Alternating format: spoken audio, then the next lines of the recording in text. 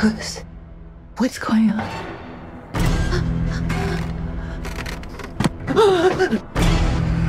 Hug your daughter. How familiar with this material were you before you signed on to this project, both of you? I'm very familiar. Yeah, I mean, I read the book when I was 8, so I was very familiar with it through my nightmares. And but yeah, so I read it when I was 8, and then revisited it. I mean, and also the film I'd seen around the same time, in '89, and then revisited it when it got brought up that they wanted to cast me in it, and so I reread the book. And I'm a huge Stephen King fan. I've read most of his novels. I can't say all of them because there's a lot. Yeah. So. You, Jake? Reasonably, you know, and then I became more. I mean, I'd read the book, but then I read it again, you know, a number of times when we shot it, and it just gets better and better. The more you read this book, the better it gets. Yeah. You know, you realise how clever a writer he is.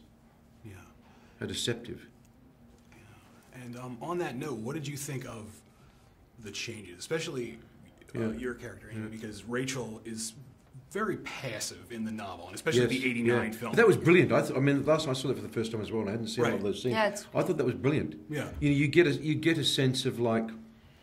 It helps add to the believability of the jump that something is going on. Right. These woods have a power. This place has a power. And then it helps Judd's storyline as well. You know, when he looks up there again, you know it's doing it to all of us. You know, even Jate, when she first, you know, looks at the thing out there, just one quick thing. They go for a walk, and then she's having a walk up the thing. They're calling.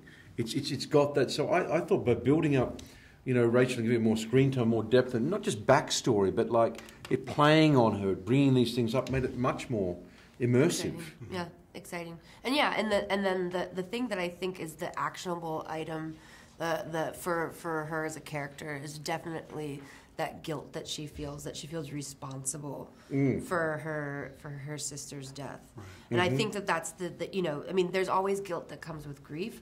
But I think just in a genre translating into real life, everyone feels guilt, but she has like a very specific, interesting twist that makes her character sort of a little more actionable. Well, yeah, she didn't take the meal up. She didn't want to go. She's taken the meal up at the room. She's being selfish. Fine. She'd used the dumb way. It is her fault. Let's just be It is her fault, yes. So, just what was it like just making this movie in general? Because it's so... I actually think this is somehow bleaker than the book, which says a lot because the book is incredibly bleak, but the movie like takes it to the. What is it like to just shoot a film like that? Do you just like it's just another job, or is it just like it's? That was hard work. We worked really hard. You see through the screen. It's like, absolutely. We weren't just phoning that.